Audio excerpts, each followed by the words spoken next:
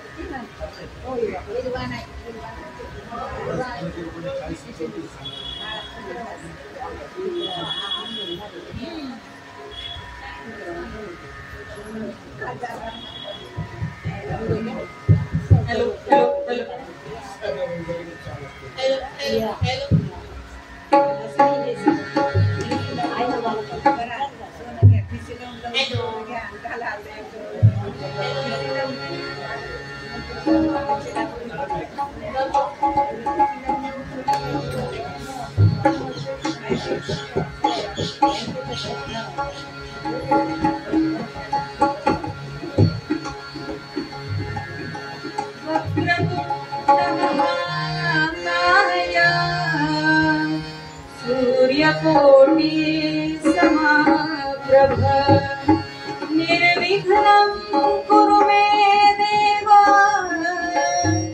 सर्वकार्येषु सर्वदा. गुरुर्ब्रह्मा गुरुर्विष्णु गुरुर्देवो महेश्वरः गुरुसाक्षात् परब्रह्म तस्मै श्री गुरवे नमः. ब्रह्मानन्दं परमसुखदं केवलं ज्ञानमूर्तिं वन्द्वातीतं गगनसदृशं तत्त्वमस्यादिलक्ष्यम् एकं नित्यं विमलमचलं सर्वगे साक्षिभूतम् भावातीतं त्रिगुणरहितं सद्गुरुं नमामि. काषाय वस्त्रं करदण्डधारिणं कमण्डलुं पद्मकरेण शङ्खं चक्रं गदाभूषितभूषणाढ्यं श्रीपादराजं शरणं प्रपद्ये. अवधूतचिन्तन श्रीदेव दत्त राजास्थळी हे मनसाय माझे राजास्थळी हे निजरूप तुमचे मी देवितो मस्तकना ठिकाणी देविले तुझे सद्गुरुपाय दोन्ही. अवधूत चिंतन श्रीदेव दत्त. माझे सद्गुरु श्री दत्त महाराज कुलकर्णी यांच्या चरणावरती विनम्र अभिवादन करते. ज्यांची कीर्तन परंपरा अविरतपणे आजही बऱ्याच ठिकाणी सुरू आहे असे संत कवी संत श्रेष्ठ श्री दासगणू महाराज यांच्या चरणावरती नतमस्तक होते.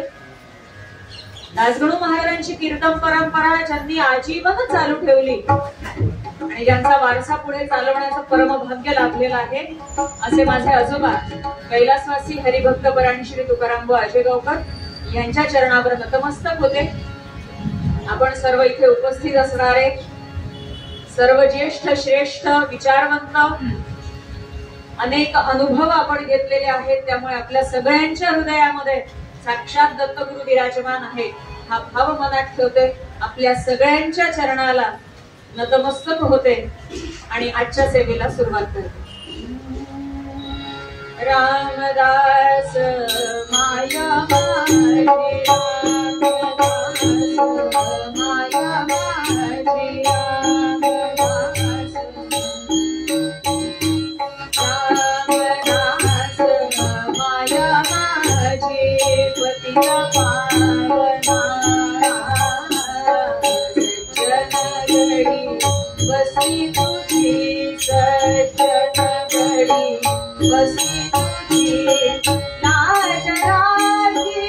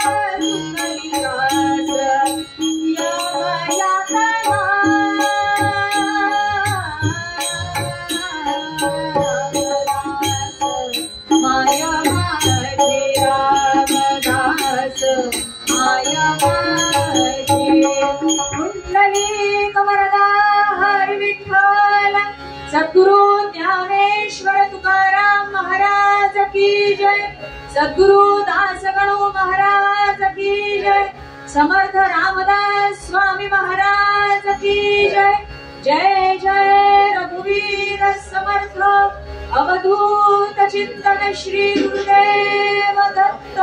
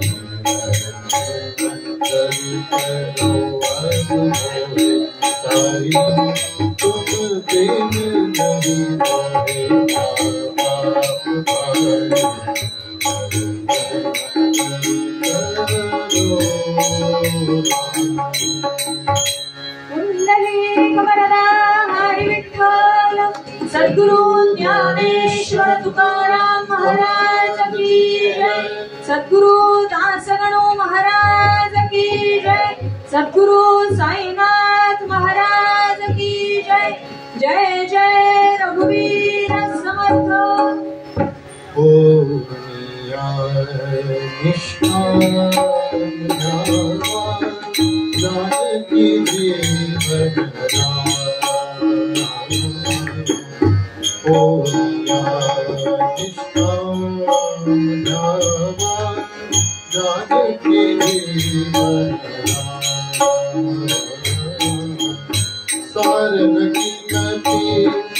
या संसारी सारन विनती, या संसारी अतिथे धाम धावा, जानकी जीवन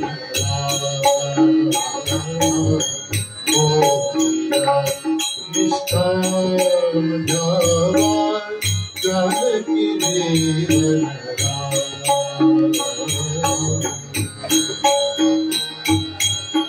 कोण गुणाचे बाईल भाते, कोण गुणाचे बाईल भाते, सर्वधनाचे काम धावा, जानकी जीवन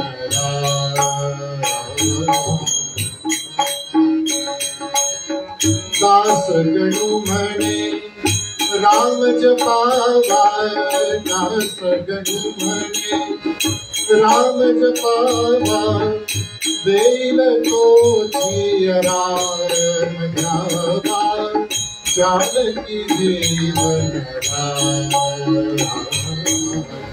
होया निष्ठाम ध्यावा, जानकी जीवन जानकी जीवन जानकी जीवन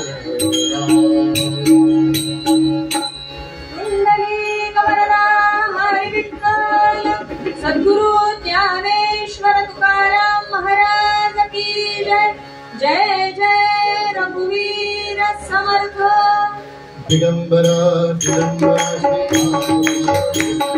श्री दिगंबरा श्रीपाद दिगंबरा दिगंबरा श्रीपाद दिगंबरा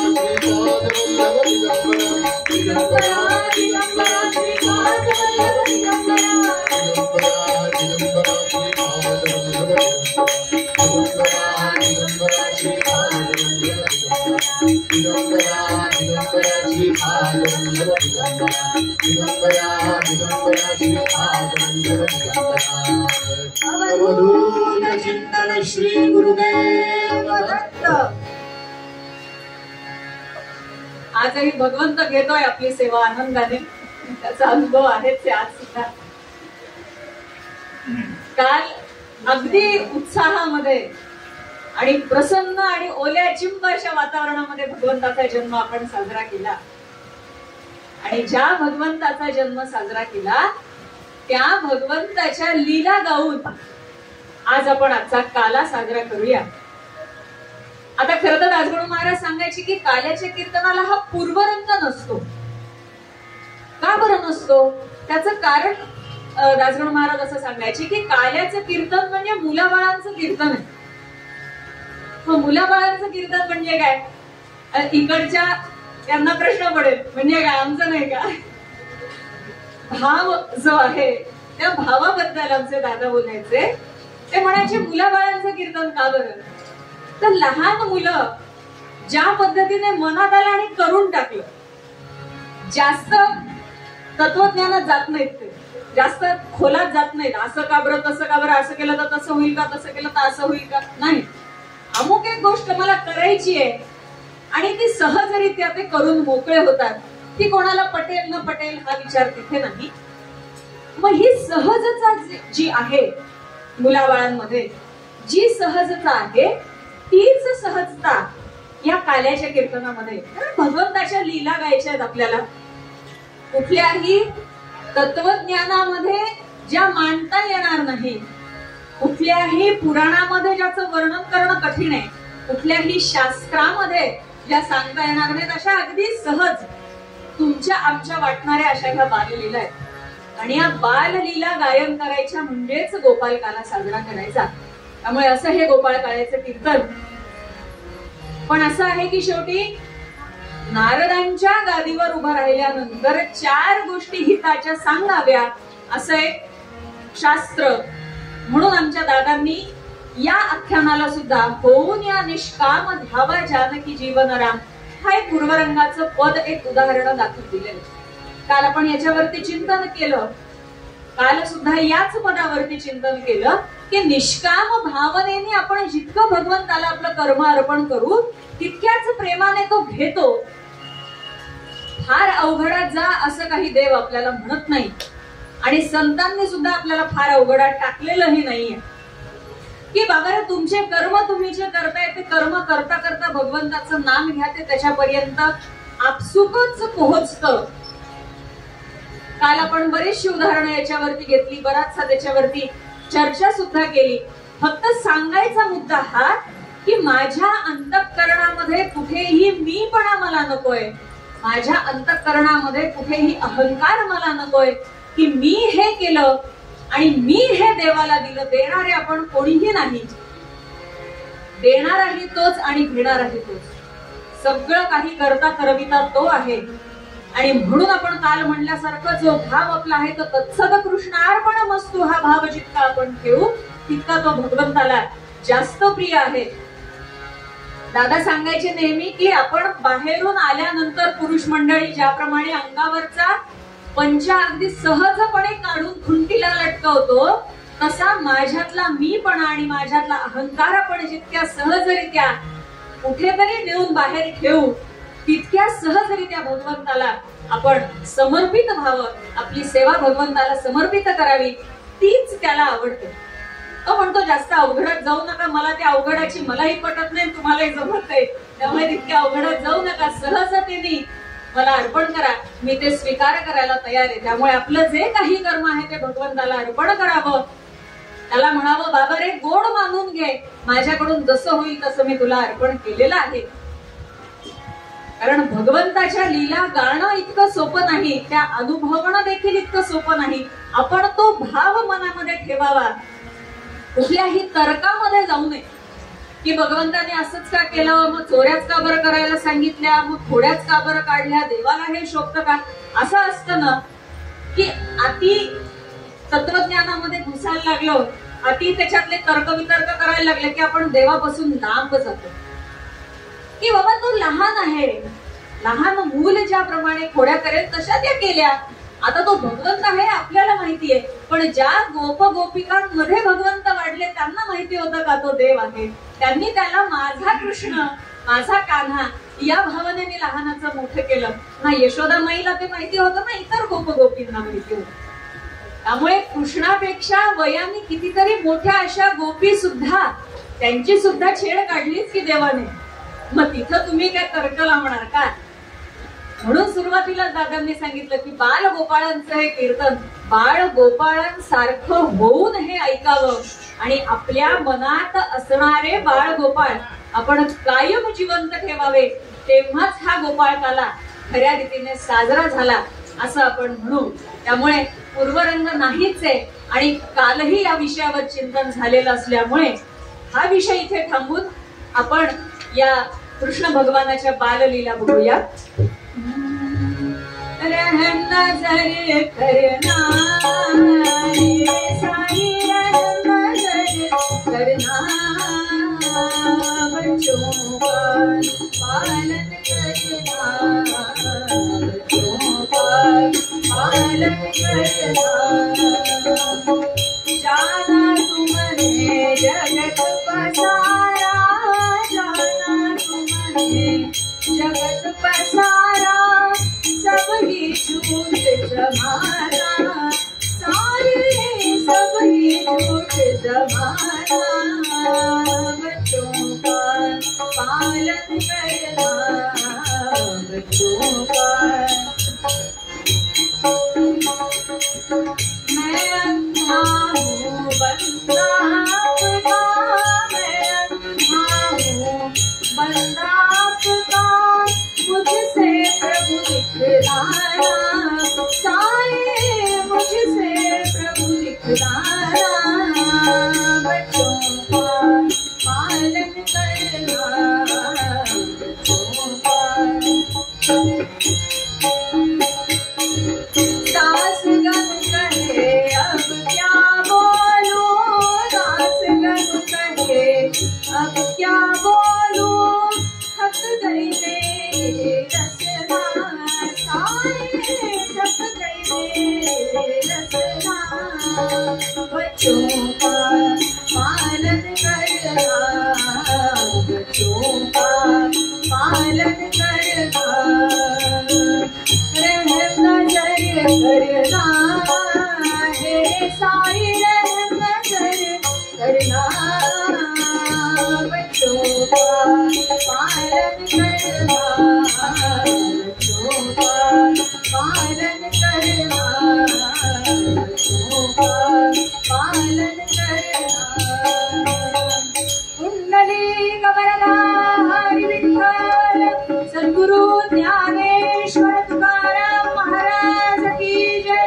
सद्गुरु दास गणो महाराज की जय. जय जय रघुवीर समर्थ. काल भगवंताचा जन्म कसा झाला हे आपण बघितलं. भगवंताने आपल्या मातेची इच्छा पूर्ण केली. मातृत्व अगदी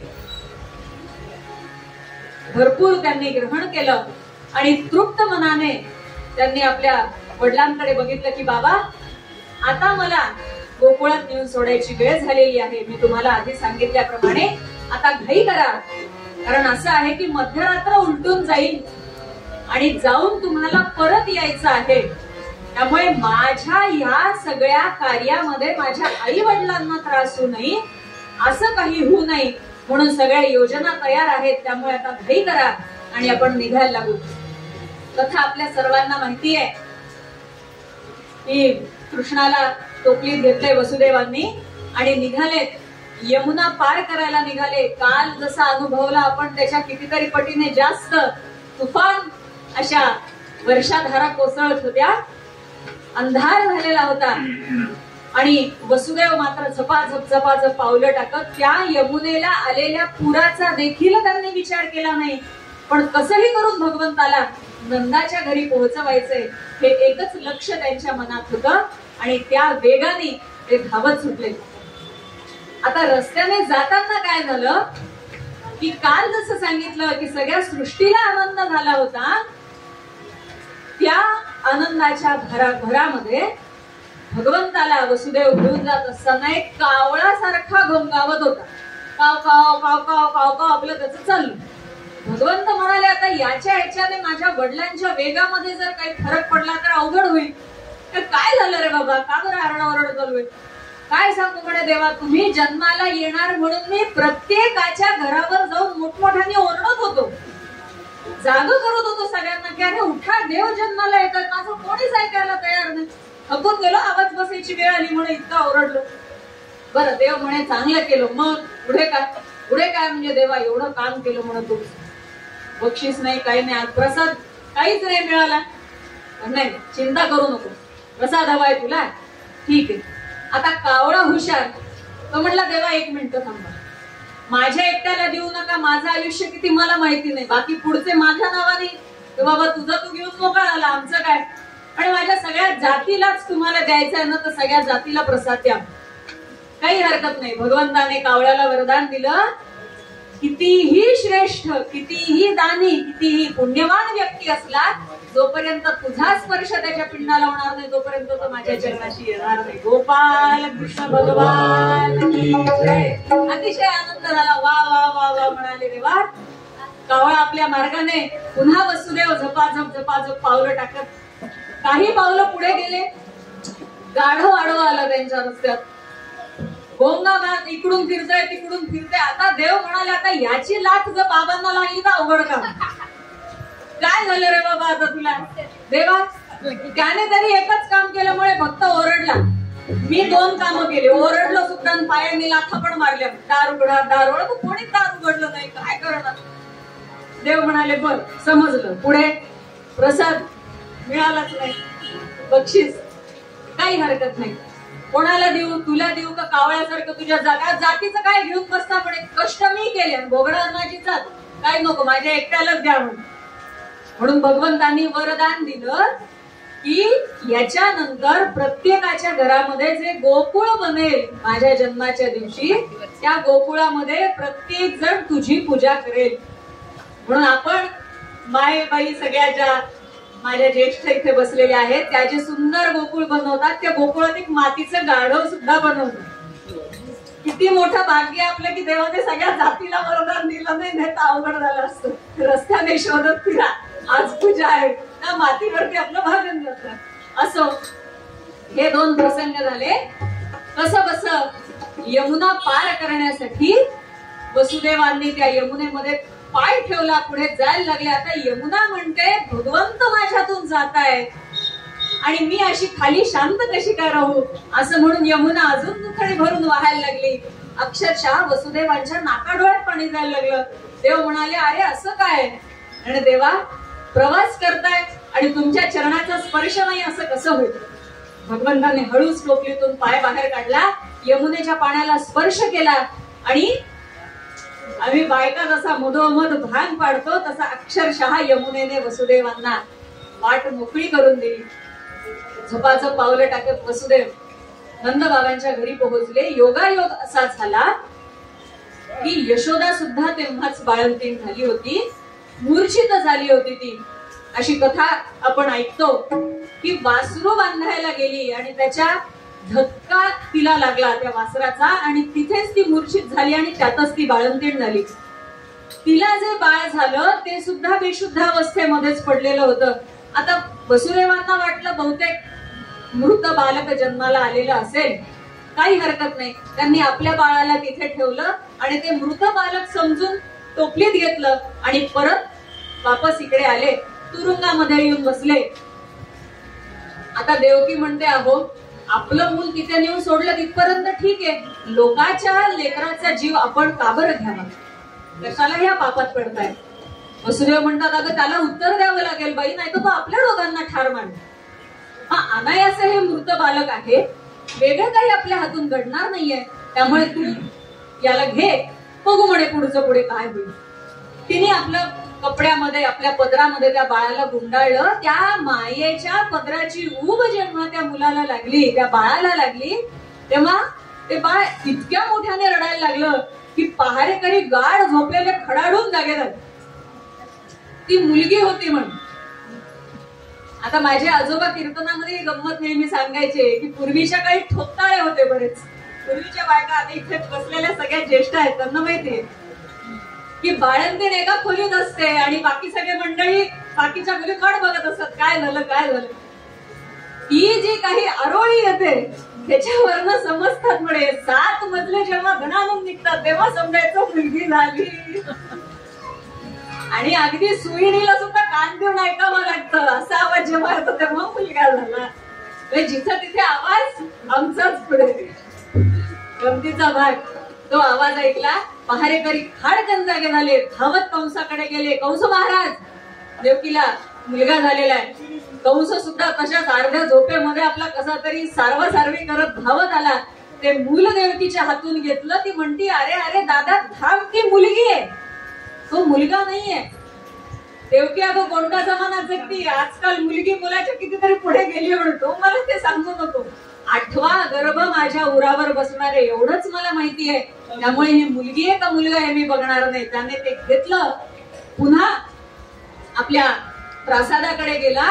त्या मुलीला गरागदर हाताने फिरवलं आणि आता आपटणार तेवढ्यात ती त्याच्या हातातून निसटली आणि अवकाशामध्ये एका विजेसारखी कडाडली. ती होती भगवंताची माया, जिने भगवंताच्या आगमनाची तयारी आधीच करून ठेवलेली होती. अशी विजेसारखी कडाडली आणि ती कंसाला म्हणते, मेल्या कंसा, अरे मला काय मारतोयस, तुला मारणारा माझ्या आधीच गोकुळात जन्माला. गोपाल कृष्ण भगवान की जय. हे ऐकल्या बरोबर कंस मटकन खाली बसला. ज्याच्यासाठी इतका अट्टहास केला ते शेवटी साध्यच झालं.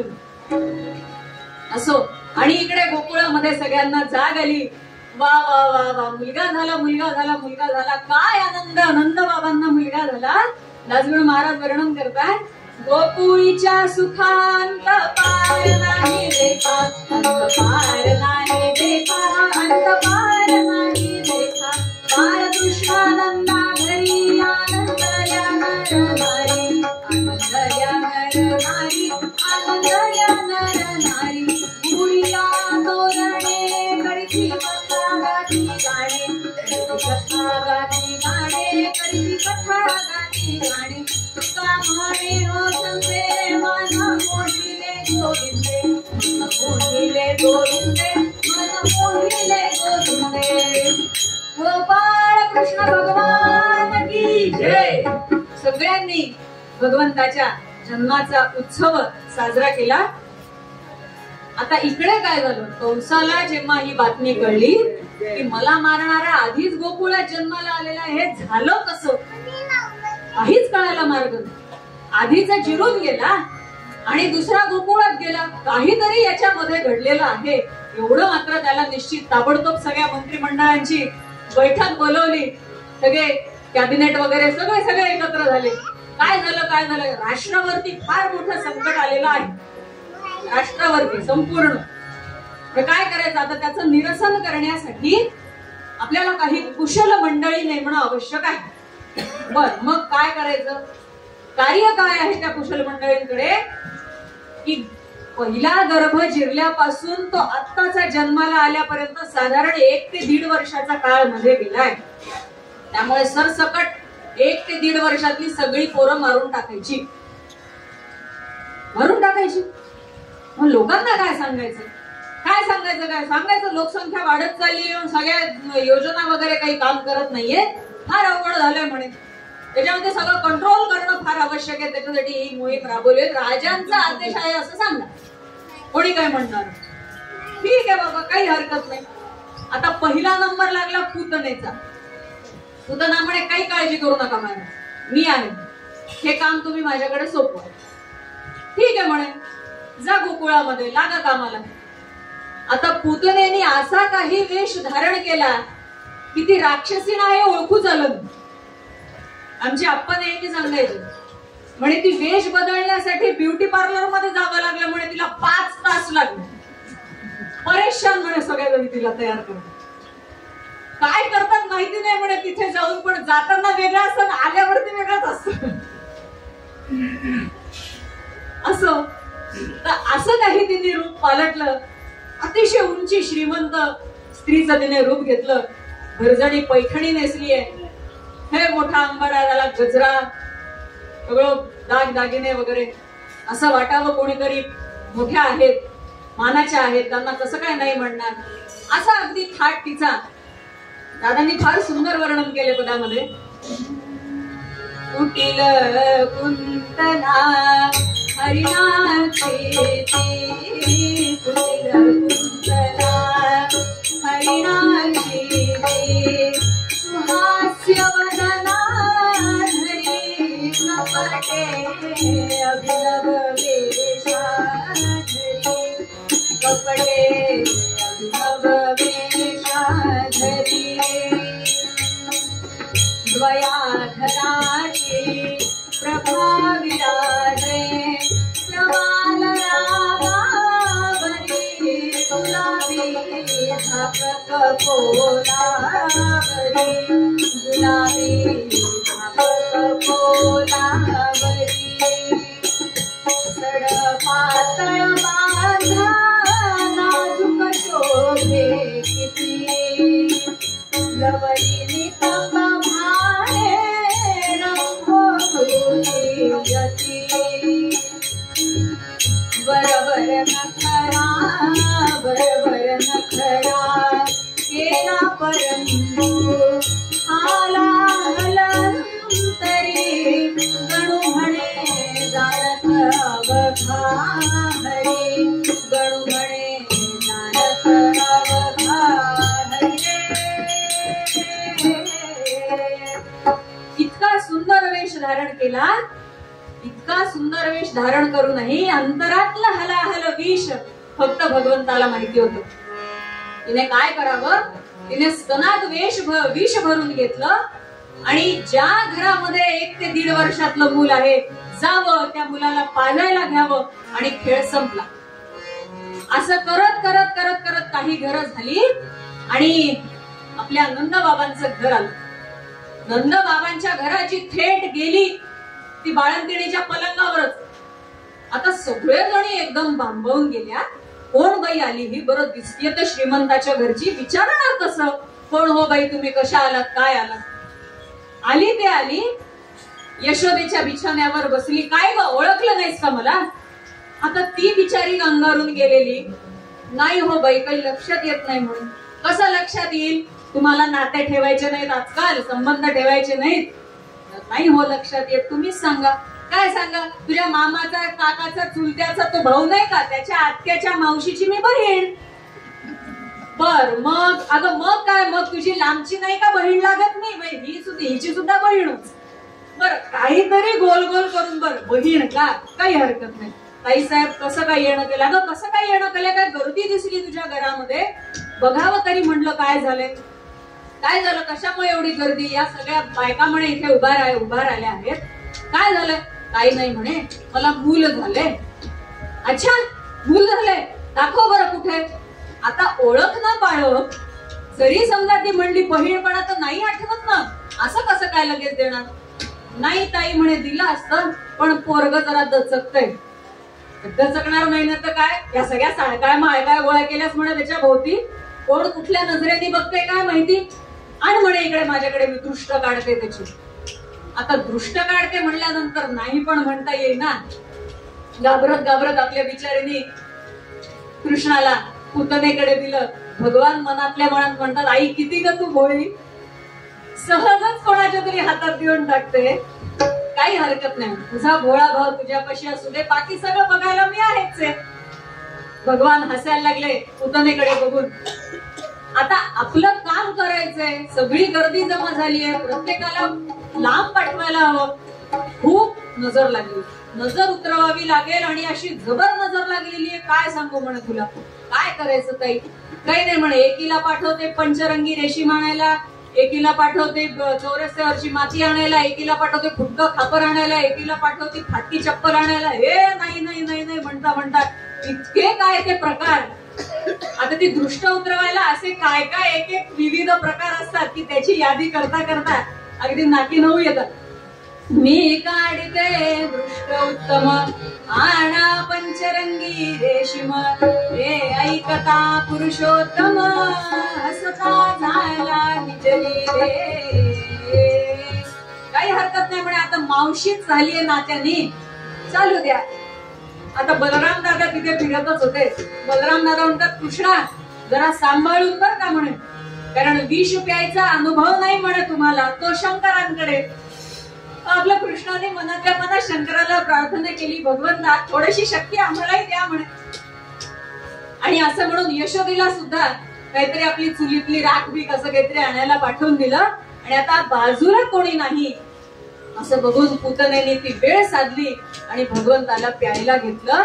त्या क्षणी चुर चुर चुर ओढी विषतो देवराणा, बघत बरी हराया पूतना प्राण जाणा, निज बल फुले ते कठाई करोनी, कवळी द्वय करानी पूतना चाप पाणी. गोपाल कृष्ण भगवान की जय. भगवंतानी तिच्या स्तनातलं विष विषा मागून दूध, दुधा मागून रक्त, रक्त मागून पंच प्राण ओढून घेतले. हे काहीतरी वेगळंच प्रकरण आहे पूतनेच्या लक्षात आलं.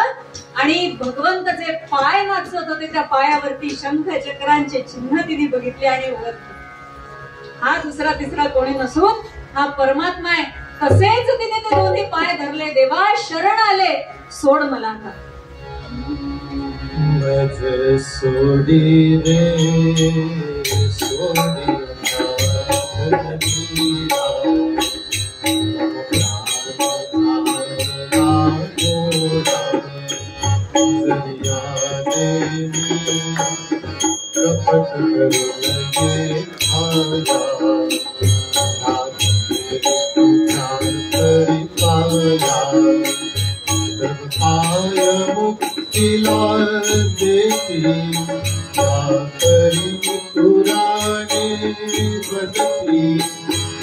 पुरुष पुराणा भरती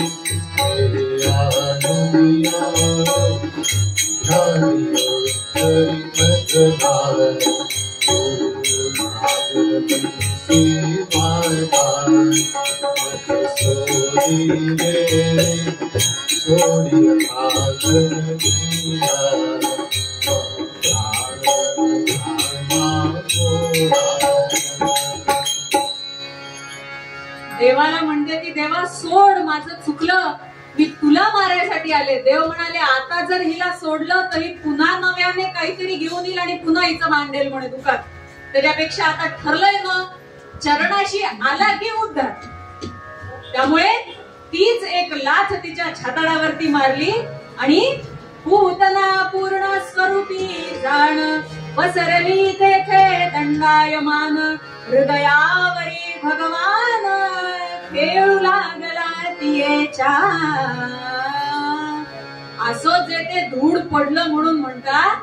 आणि तिच्या त्या हृदयावरती भगवान छान आपले पाय नाचवत खेळतायत. सगळ्या गोकुळाला भूकंपाचे धक्के बसले हो.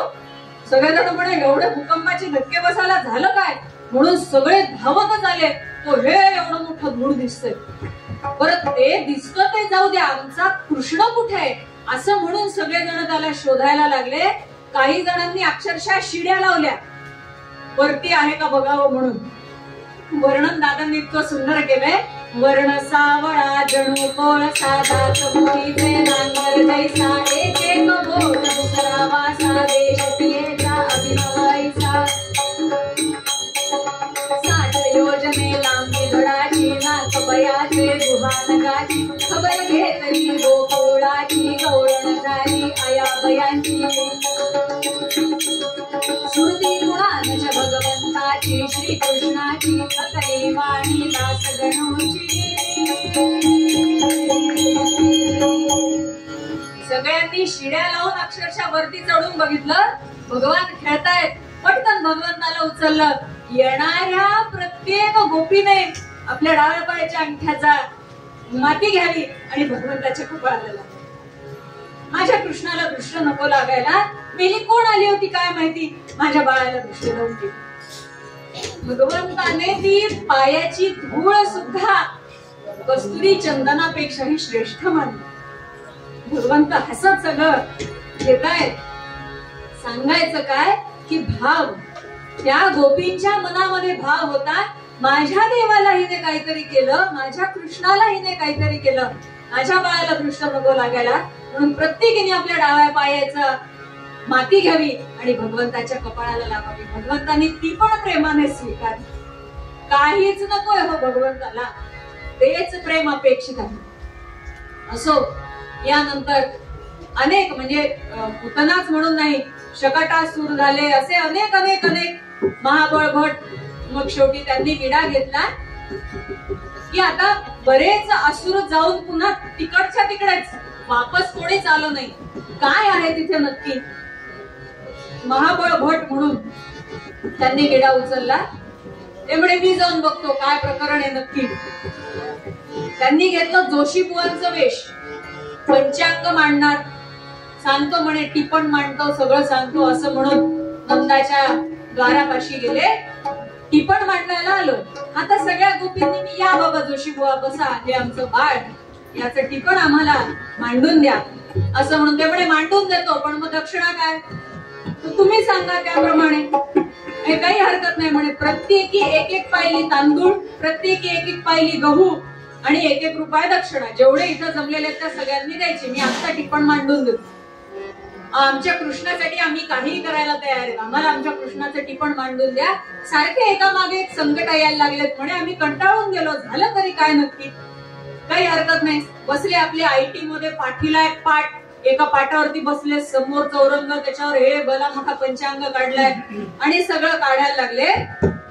काढता काढता असं काहीतरी चेहरा वेडा वाकडा केला आणि एक काम करा म्हणे, इथून मसनवाटा किती लांब आहे का म्हणत. मसनवाट्याचं काय का, काही नाही, काही पुरुषांना तिथे पाठवा म्हणे, चांगलं 2 पुरुष खोल खड्डा करा, त्याच्या खाली सगळ्या काटे सगळे रचा म्हणे, त्याच्यावर या पोराला पालथा घाला, वर्ण जात्याचे 2 हे ठेवून द्या, वर्ण द्या म्हणे लोटून माती, त्याच्याशिवाय काही पर्याय नाही. अशा खवळल्या म्हणून सांगता गवळणी, जोशीबुवा तुमच्या जिभेला काही हाड, तुम्ही काय बोलताय, तुम्हाला कळताय का म्हणे, आमच्या बाळाबद्दल असं बोलताय. ते म्हणे मी तरी काय करू, लेकरूच असं जन्माला आले, काय झालं म्हणे याला. अष्टमी जन्मला म्हणून हा आहे मुळावर खराग, कारटे कशाचे धडकर याला, मातीत नेऊन पुराग.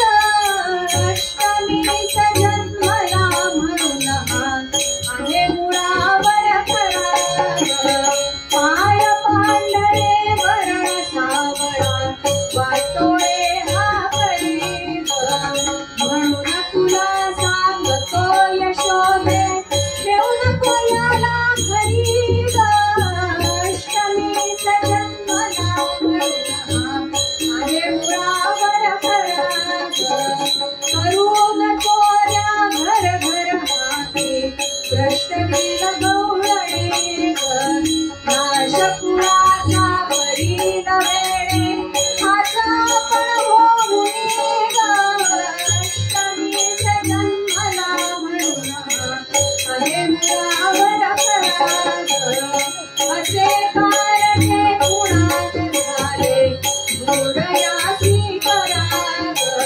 दास गणू म्हणे उभा राहिला, तो हा पंढरपुराग. अष्टमी जन्मला म्हणून आहे मुळावर खराग. अष्टमीला जन्मलेला आहे म्हणे, ही मध्यरात्रीची वेळ, काही याच्या पत्रिकेमध्ये सगळं अमंगळ आहे म्हणे, मुळावर जन्मलेला आहे, काही याला घरात ठेवू नका, हक्काच्या आत्ता याला पुरून टाका म्हण. आता बलराम दादा म्हणतात, कृष्णा मामाचा पाहुणा आलाय म्हणे, रिकाम्या हाताने कसा पाठवायचा, आहेर करावा लागेल. कृष्ण म्हणे, दादा लागा तयारीला. आता इकडं ह्या गवळणी अशा काही चेकाळल्या होत्या आमच्या कृष्णाला असं म्हणतोस होय? हातात येईल ते लाटणं म्हणू नका, काठी म्हणू नका, गौऱ्या म्हणू नका, अशा घेऊन काही धावल्या. बरं जोशी बुवा उठणार तर भगवंताने लीला केली, खालचा पाठ खालीन, पाठीचा पाठ पाठीला. निघायलाच तयार नाही, उठता येईना, बसता येईना, पळता येईना. काय करावं काय करावं काय करावं. म्हणाले देवा सोडव आता यातून. भगवंत म्हणाले तुला माहितीये माझ्याशिवाय तुला पर्याय नाही, तू माझ्यासाठी पण मंडायला निघत असते काय. अशी काही शिक्षा त्यांना केली. वेशीपर्यंत पळत नेला आणि तिथेच काय त्यांचं कल्याण करायचं होतं ते भगवंताने करून टाकलं. असा एक ना अनेक अनेकांची वाट, सगळ्या असुरांची वाट भगवंताने लावली. काय करणार, तेही थकून गेले. आणि इकडे मात्र गोकुळामधला आनंद काही कमी होत नव्हता. दिवसेंदिवस प्रत्येकाने पहाटेला उठलं की पहिली वारी जायची ते नंदाच्या वाड्यापाशी. काग कृष्ण उठला का, कृष्ण काय करतोय, खेळतोय का, अंघोळ झाली का, हल्लं का, प्रत्येकीने जावं, आपलं काहीतरी निमित्त काढावं. अगं यशोदे जरा घरातलं थोडस विरजणाचं दही संपलं होतं, देतेस का. आता प्रत्येकाच्या घरामध्ये दूध दुभत्या गाई, आता गोकुळ असते, घरातलं दही संपेल का. पण यशोदेला हे माहिती होतं काय प्रकरण आहे. ये बाई, तिने आपलं दही देईपर्यंत तेवढंच थोडा वेळ कृष्णासोबत खेळावं. अतिशय रम्य वातावरण गोकुळातलं. प्रत्येक जण हनुमंत आले कथा ऐकायला. बजरंगबली की प्रत्येकाने जावं, थोडा वेळ काही ना कृष्णासोबत खेळावं. अतिशय रम्य वातावरण. अक्षरशः स्वर्गातले देव सुद्धा ते बघण्यासाठी एकत्रित जमले. भगवान शिव म्हणाले हे सगळे देव रोज उठून जातात कुठे. पण त्यांनी एकदा विचार, काय बाबा सकाळी सकाळी तुमचा ताफा जातो म्हणे, काय विशेष. अहो तुम्हाला माहिती नाही का म्हणे, भगवंताने अवतार घेतलाय, काय तो मोहक अवतार आहे, काय त्याचं वर्णन करावं म्हणे. देव म्हणे अहो भगवंताने अवतार घेतले तो काय असा लांबून बघायचा असतो का काय, जवळून बघावा, जरा गळा भेट घ्यावी. आता ही इच्छा भगवंताने बोलून दाखवली भगवान शंकराने. भगवान श्रीकृष्ण म्हणतात चला बोलावणं आलंय ज्येष्ठ बंधूंचं, आता काही का होईना आपल्याला आमंत्रण तर पाठवायला पाहिजे. म्हणून देवाने लीला केली. एक दिवस हट्ट धरला, मला आकाशातला चंद्र जाणून दे.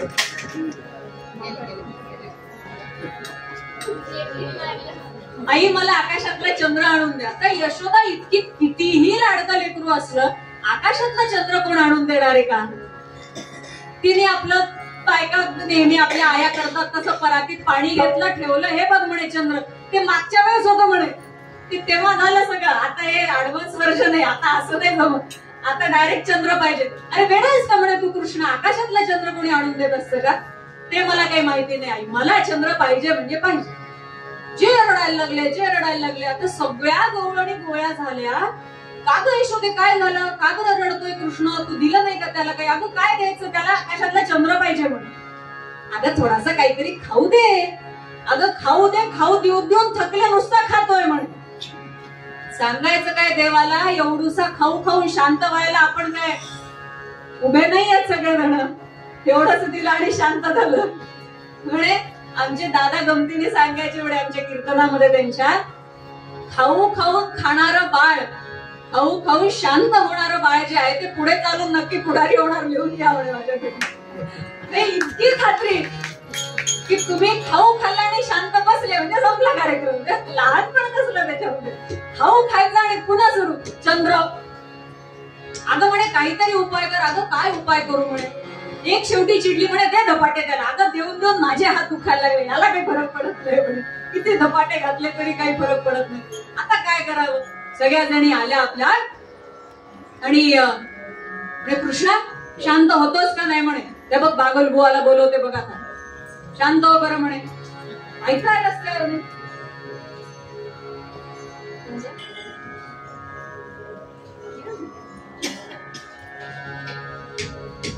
बागुल बुवा ये शांत हो म्हणे. ती गवळण म्हणते, अरे हरी रे तू चुप राही भाला, आला बाबुल बाबा बोला,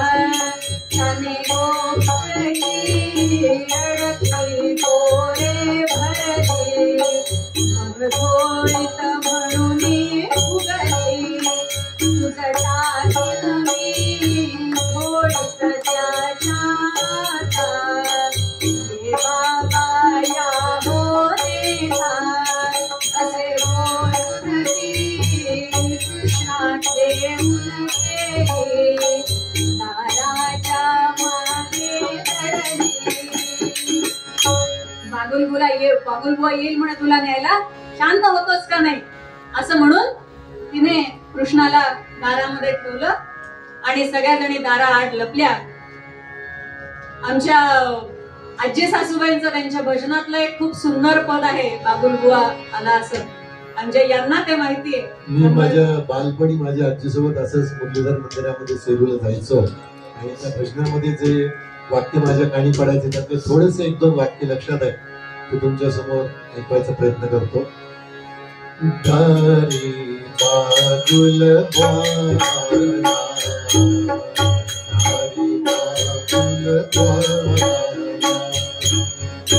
हरिहराच्या झाल्या भेटी, हरिहराच्या झाल्या भेटी, राधाला गे चरणाला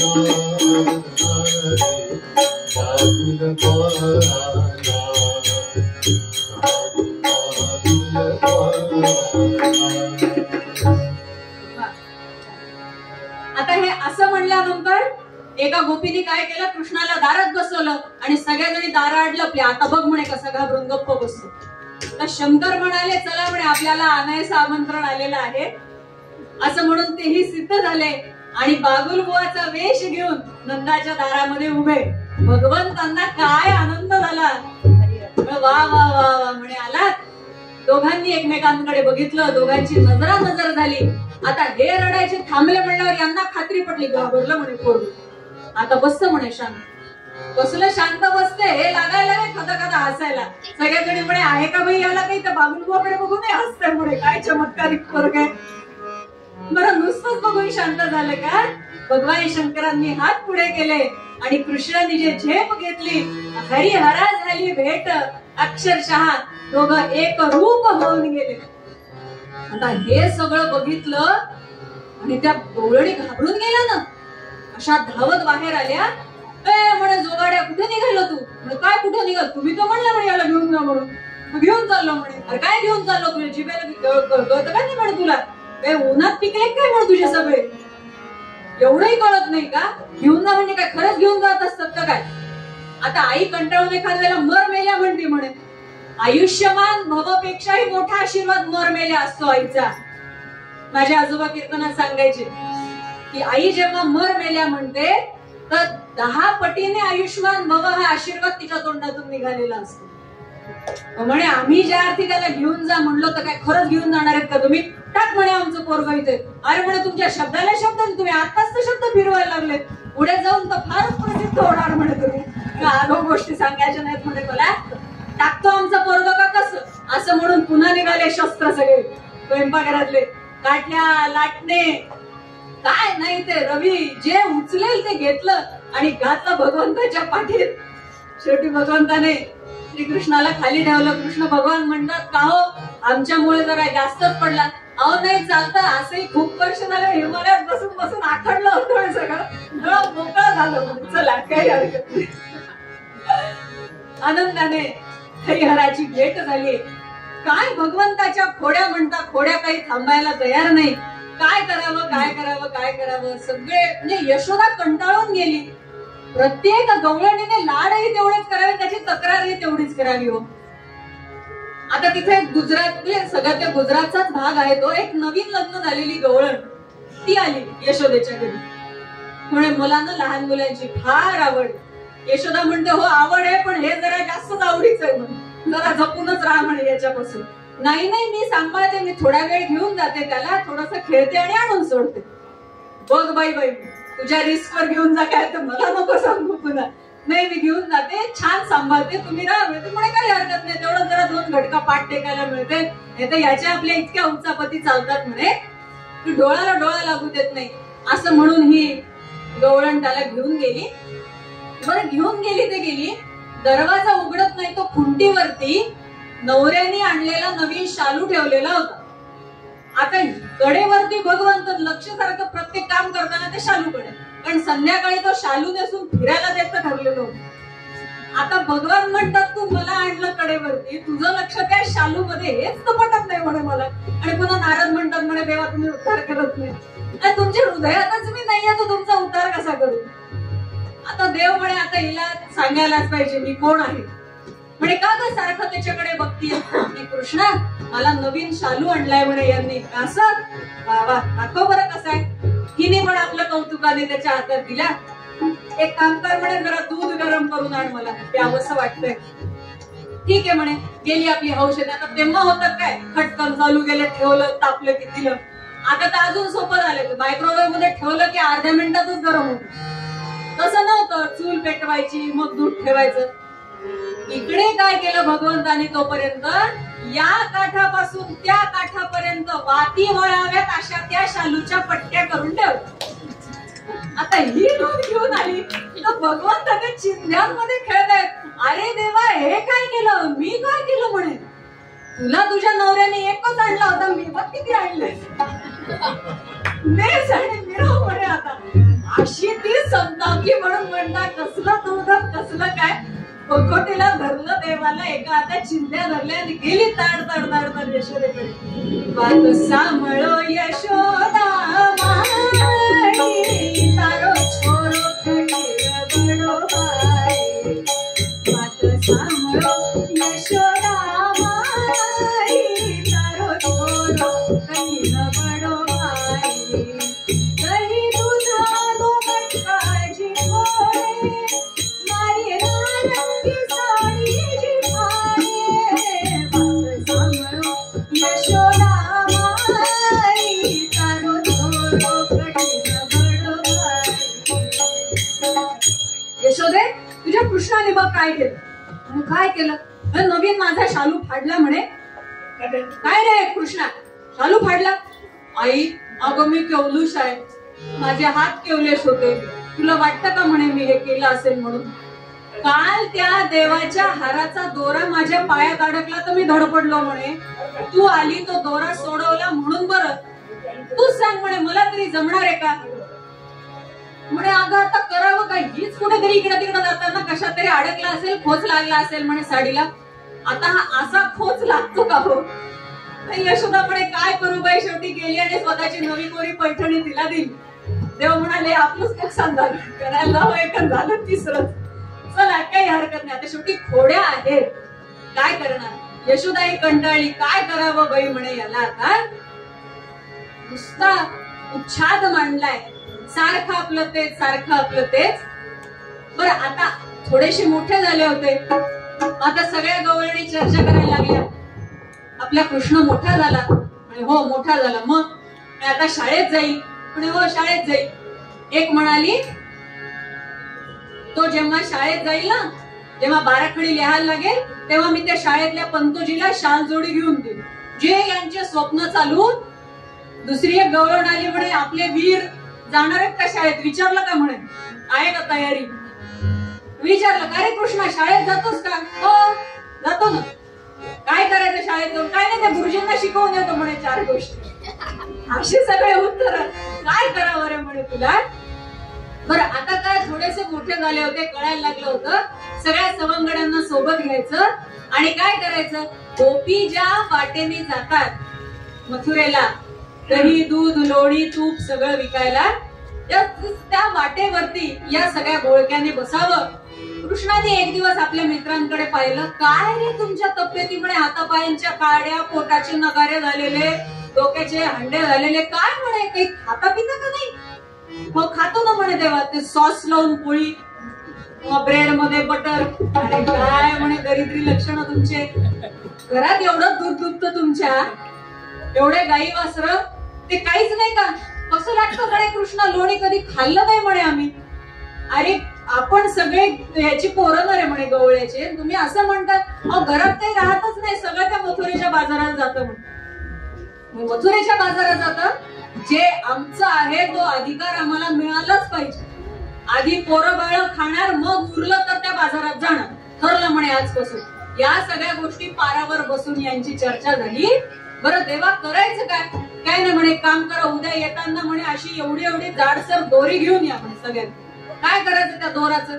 एकाने दोरी या पारावर घेऊन बसायचा एकाने त्या पारावर घेऊन बसायचा. मी शिट्टी मारली की एक हातभर तो दोर वर घ्यायचा. गवळण त्या दोराला अडकून खाली पडेल. खाली पडलं ते आपलं, जोपर्यंत तिच्या डोक्यावर आहे ते मातीचं, खाली पडलं की आपलं. हे भरपूर खा, उरलेलं तिच्या अंगावर टाका, तिच्या नावाने शंका करा, म्हणजे काही पाप लागत नाही, लागा कामाला.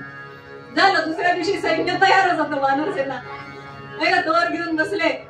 गवळणीच्या वाटेवर जात होत्या. इकडे कृष्णाने शिट्टी मारली, शिट्टी कुठली वाजली का म्हणून बघायला ते फिरल्या गवळणी. तो यांनी दोर वर केले, त्यात पाय अडकून पडल्या. सगळे गोळा झाले. हे दूध, तूप, लोणी, ताक वाटेल मनसोक्त भक्षण केलं.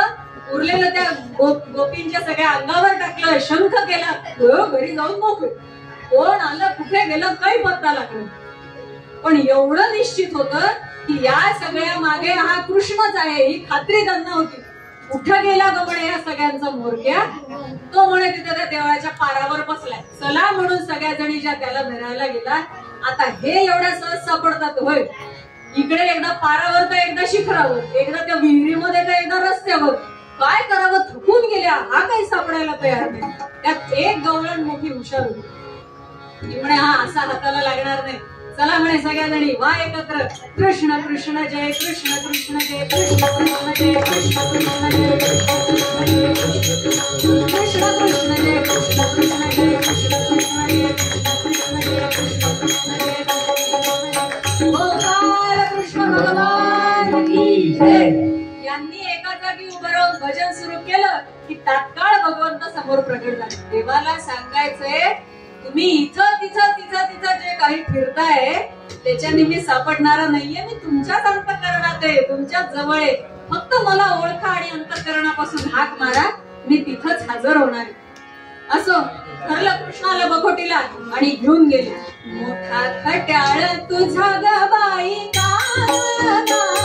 रस्त्याने जाऊ दे.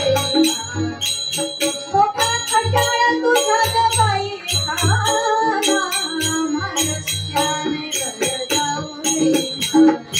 जात होतो मथुरेच्या वाटा, त्याने पोरांकडून रोखल्या वाटा. जात होतो मथुरेच्या वाटा, त्याने पोरांकडून रोखल्या वाटा. हरी पदर करी गजिंकाळा, रस्त्याने जाऊ दे. मोठा खट्याळ तुझा ग बाई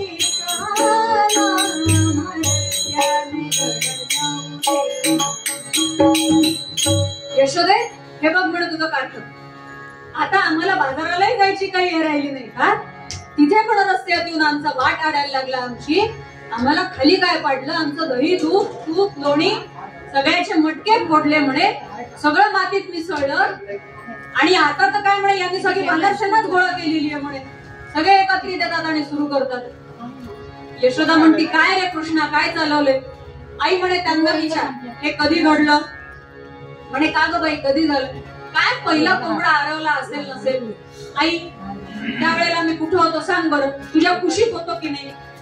यशोदा म्हणे अगं हो बाई, पहाटे पहाटेची कुशीत हा हालायलाच तयार नाही. त्याला म्हणते मी अरे मला उठू दे, खूप कामं पडलेली आहे. हा स्वतःही उठेना आणि मलाही उठू देईना. काय करावं काही कळत नव्हतं म्हणे. बघ बरं म्हणे आई.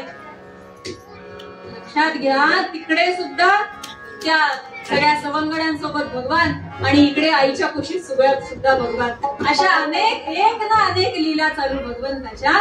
काय करावं सगळे कंटाळून गेले. सगळेजण म्हणे यशोदे आता एकच उपाय, संकष्टीचं व्रत सुरू कर म्हणे.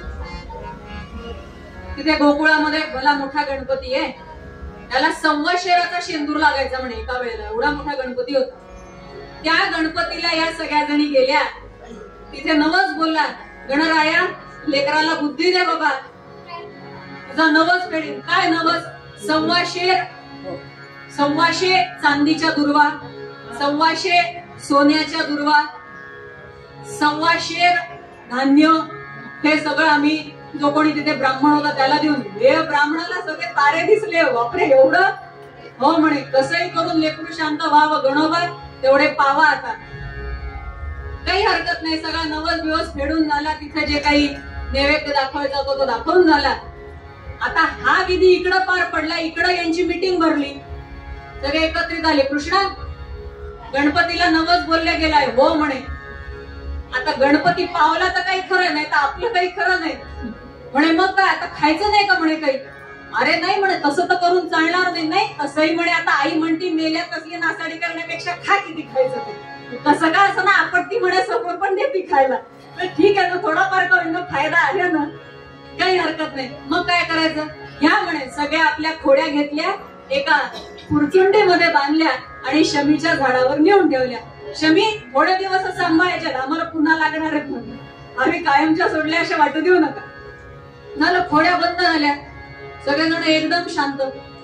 इतके शांत की आमच्या दादांनी लिहिलं याच्यामध्ये की नाकावर जर माशी बसली तर तिथून आरोळी यायची. आई साहेब, मातोश्री, नाही आल्या तर मम्मी.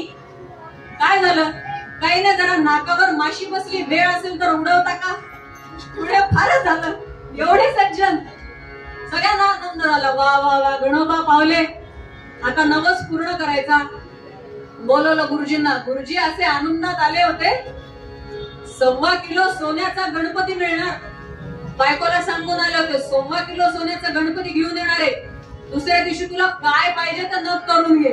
इकडे गणपतीला कापरच भरलं म्हणे, एकीकडे इकडे पूजा करायचं, दुसऱ्या दिवशी बी तळायचं. अवघडच झालंय म्हणे काम सगळं.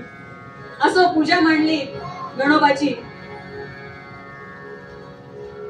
आता सगळे मित्र म्हणाले देवा सगळं खरंय, खोड्या सोडल्या वगैरे, पण मस्त खमंग वास येतोय म्हणे लाडवांचा, खावेशे वाटतायत, काय करायचं. खावेशे वाटतायत, ठीक आहे म्हणे मी करतो सोय.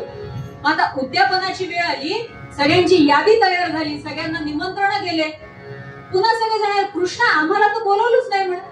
अरे बोलवलं नाही असं कसं म्हणता, आई वडील दोघांना बोलवलं म्हणजे मुलगाही आला ना त्याच्यात, मूल जे काही आहे ते.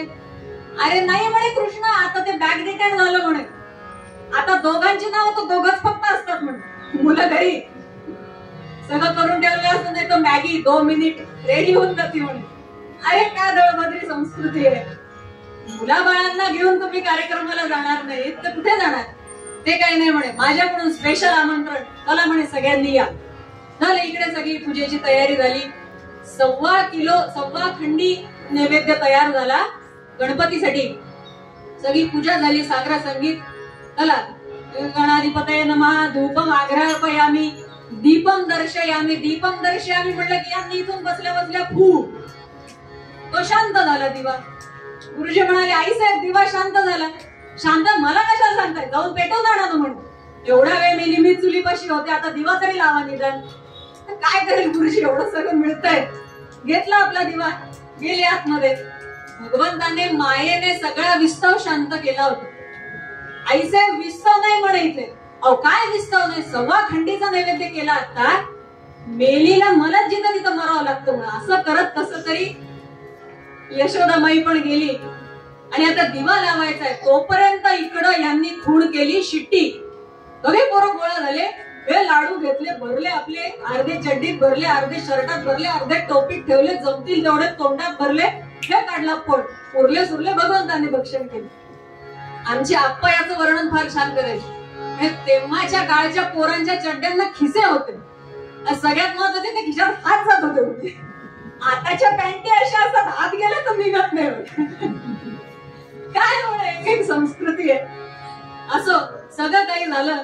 गणोबांना नेलं, गणोबा पातेलं धुवून ठेवा म्हणे स्वच्छ, माझी जबाबदारी नाही. ते आपले काय करतील बिचारे, ऐकावं लागेल. मोठे काका आहेत छोटे, त्यांनी आपलं सगळं पातेलं स्वच्छ करून ठेवलं. इकडे आलं, दिवा लागला कसा तरी. आले पुन्हा, दीपम दर्शयामी नैवेद्यम समर्पयामी म्हणून पातेलं उघडत होतं, पातेलं पालथं.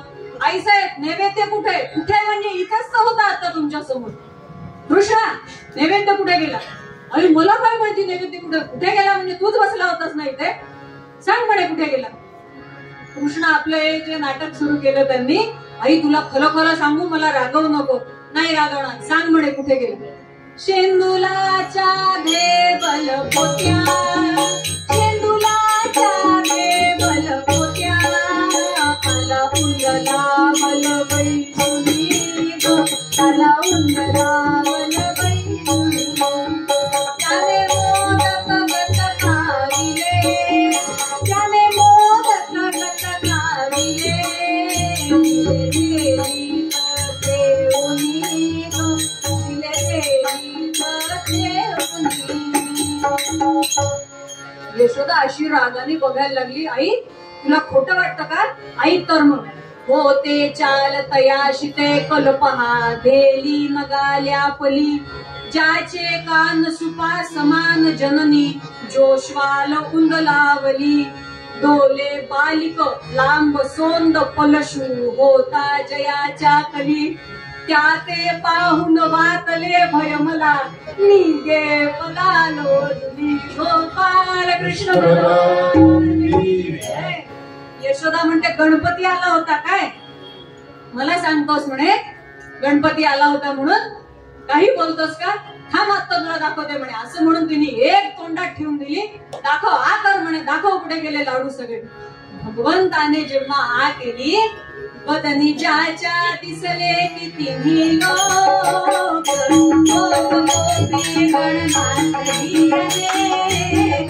नद्या पर्वत पाहून मोठे यशोदेच्या मनी नवल नवल यशोदेच्या मनी नवल नवल.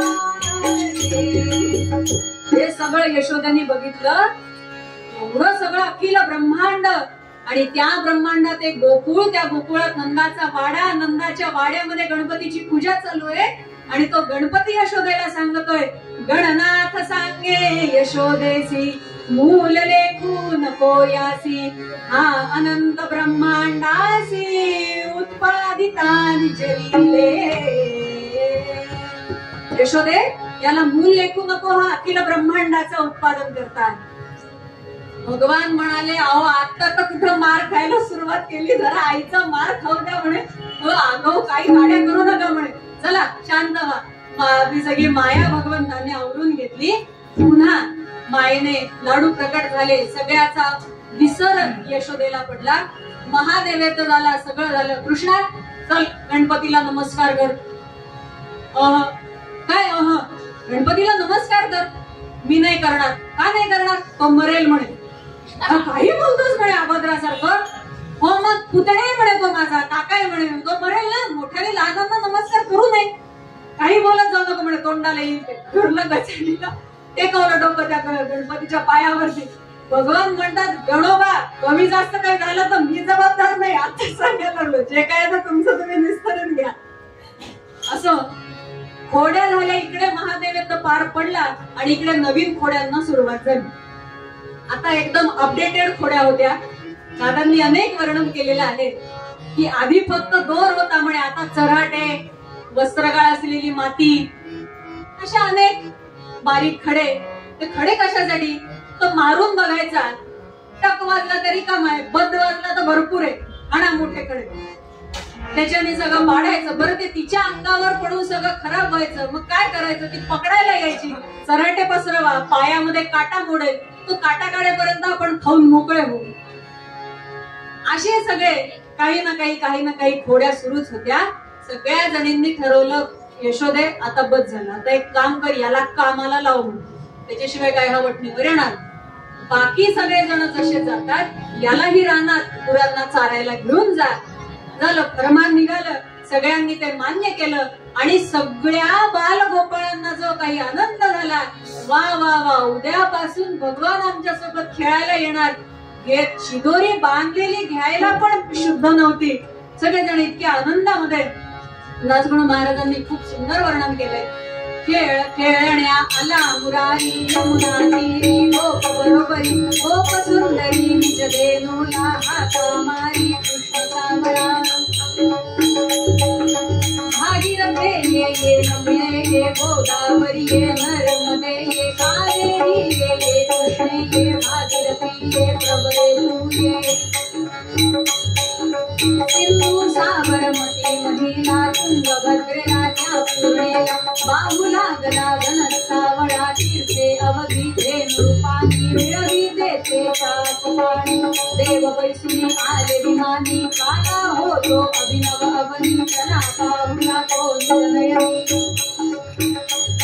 दूर दूर धेनु धावत आल्या हरिचरणासी बंधू लागल्या निज पृच्छाच्या कवया केल्या श्रीकृष्णावर वारू लागल्या धेनुस्तवनावत सोडून साठू लागले निज जीवानी नंदतमय तो शारण पाणी आधी तेथे गोडी म्हणूनी हे कळले त्या पशु असुनी प्रभाव ऐसा संगतीचा विठ्ठलाचा दास गणू हो किंकर हरीचा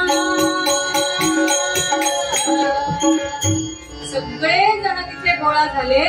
भगवंतांनी एकेका गाईला एकेका तीर्थाच्या रूपाने बोलवलं.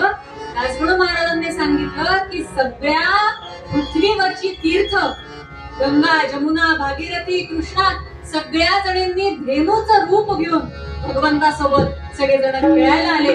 वेगवेगळे खेळ तिथे सुरू झाले. एक थोडासा जर अवधी असेल तर थोडासा खेळ खेळून मग दहीहंडी फोडूया. आणि छान रंगात आलेला खेळ खेळू. सुरुवात अशी आहे, दादांनी सांगितली आता खेळ खेळायचा आहे. उन्हाळी पावसाळी करायची जी वेळ आली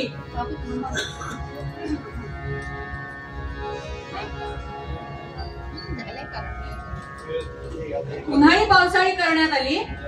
उन्हाळी पावसाळी म्हणजे काय, आता ते सगळं दुरावस्था होत चाललेलं आहे. एक टॉस, आताचा टॉस, तेव्हाची उन्हाळी पावसाळी.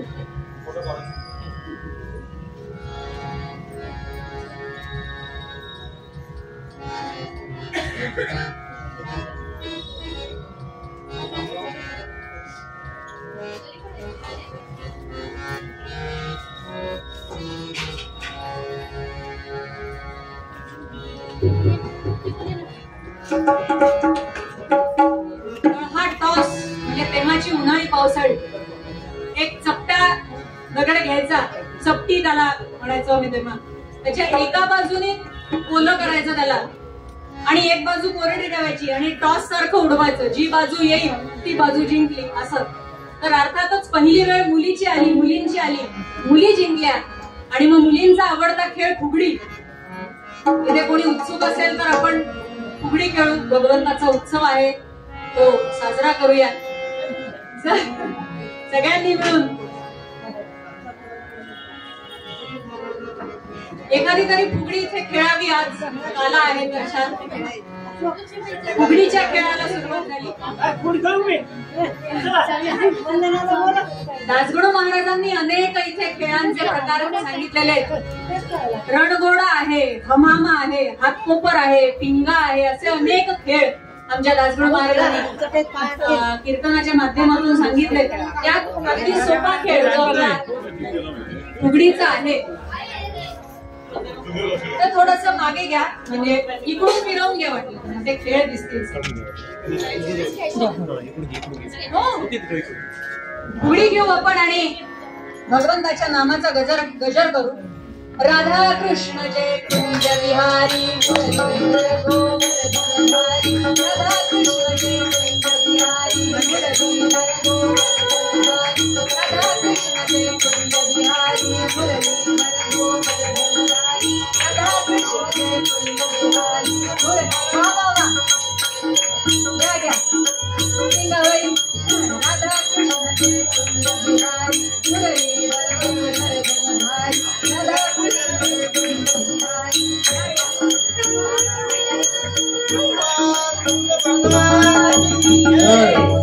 यामध्ये अनेक खेळ आहेत. या राधा कृष्ण जय कुंज विहारी, राधा कृष्ण जय कुंज विहारी, राधा कृष्ण जय कुंज विहारी,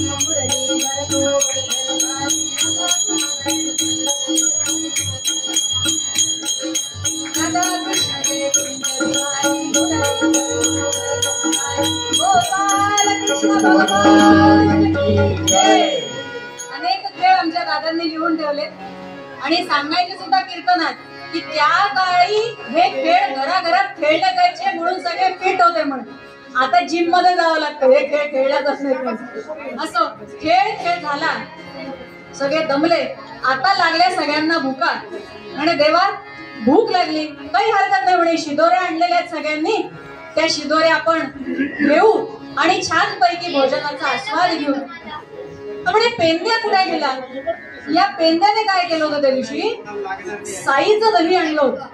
या साईच्या दह्याचा काला केला आणि तो काला मी आणि माझा कृष्ण दोघं जण खाणार असं म्हणून एका उंच झाडाच्या बारीक फांदीला लटकवून ठेवला होता. आता तो पेंद्या आधीच असा, त्यामुळे त्याला जाऊन काढणं शक्य होतं, बाकीच्यांना काही जमत नव्हतं. पण कृष्णा तो इतका उंच काढता येत नाहीये, काय करायचं. भगवान म्हणाले एक काम करा, मी खाली उभा राहतो, माझ्या खांद्यावर तुम्ही उभा राहा, मग ते काढू. देवा तुझ्या अंगाला पाय लावायचा, एवढं मोठं पाप घेतलं आमच्या हाताने. बरं म्हणे काही हरकत नाही, माझ्या पायावर तर पाय द्या. म्हणे देवा तुमच्या पाऊलावर पाऊल ठेवून यायचं याच्यापेक्षा मोठं भाग्य काय.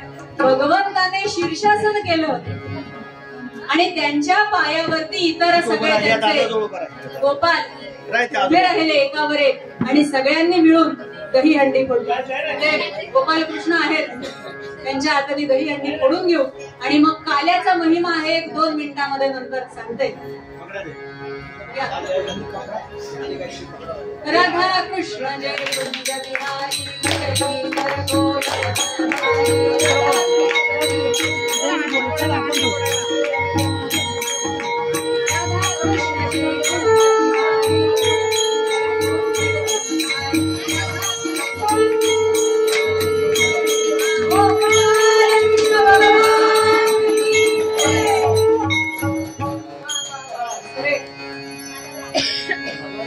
आमच्या बोर्डाला जेव्हा हा उत्सव साजरा व्हायचा काल्याचं कीर्तन, तेव्हा कीर्तनकार आमचे आप्पा वर्णानंद भारती किंवा पुत्र शेखर काका, महेश काका, एवढे मोठे कीर्तनकार, त्यांनी शीर्षासन करावं आणि आम्ही हा सगळा उत्सव तिथे साजरा करायचो. त्याची आठवण झाली क्षणभर. अतिशय सुंदर असा हा काला. ह्या काल्याचं महत्व काय आहे, दासगणू महाराज सांगतात की एकदा असं झालं, तुकोबाराय भगवंताला म्हणाले देवा तुझ्या बाललीला आम्ही गाईल्या पण अनुभवल्या नाहीत. म्हणून भगवंत म्हणाले निंबराजांना घेऊन या. म्हणून निंबराजांना घ्यायला तुकाराम महाराज दैठणला गेले आणि निंबराज आणि तुकाराम महाराज दोघं सोबत जेव्हा पंढरपूरला आले, आल्यानंतर तुकोबारायांनी सांगितलं की निंबराजा तुम्हाला सांगतो भगवंताने तुमची आठवण काढलीये, कारण तुमच्या काल्याचा जो रंग आहे तो आम्हाला अनुभवायचा आहे. निंबराज म्हणतात महाराज तुम्ही श्रेष्ठ, म्हणून तुमच्यामुळे भगवंताने आमची आठवण काढली. दोघेही त्याच तोडीचे, पण श्रेष्ठपणा कोणी आपल्याकडे घ्यायला तयार नाही. संतांचा हेच मोठेपण आहे. आणि वर्णन असं आहे की तुकोबारायांसारखे श्रेष्ठ मंडळी खाली बसून तो सगळा सोहळा अनुभवत होते आणि निंबराज दंग होऊन जे काही भगवंताच्या बाललीला गात होते, साक्षात गोपाल कृष्ण बाल स्वरूपात येऊन त्यांच्या खांद्यावरती नृत्य करत होते. त्याचं वर्णन दादांनी फार सुंदर केलं. चला जाऊ ग साजणी मला बोलो पंढरपुरी, मला बोलो पंढरपुरी, माझ्या निंबराजाच्या ग उभा देव खांद्यावरी, उभा देव खांद्यावरी, चंद्रभागेची राणी उभा विठ्ठल राहिला, उभा विठ्ठल राहिला, माझ्या निंबराजाच्या ग भगवा गेला उभारिला, भगवा गेला उभारिला.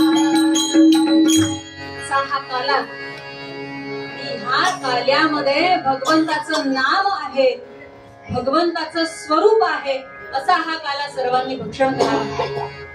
आता गोकुळामध्ये जो काला झाला हा अभिनव काला आम्हालाही मिळावा म्हणून सगळ्या देवांनी यमुनेमध्ये माशांचं रूप घेऊन आले सगळे देव.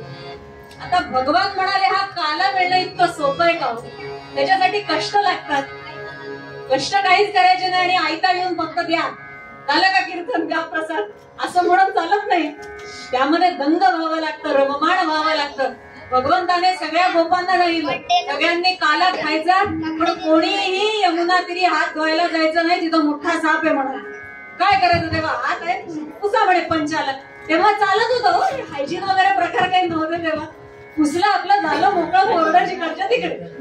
भगवान सगळे देव म्हणाले भगवंत असं करू नका, आम्हाला वंचित ठेवतात, त्यामुळे त्याच्यासाठी नाम घ्यावं लागतं. सगळ्यांनी नाम घ्यायला सुरुवात केली. राधा कृष्ण जय कुंज बिहारी, राधा कृष्ण जय कुंज बिहारी, राधा कृष्ण जय कुंज बिहारी,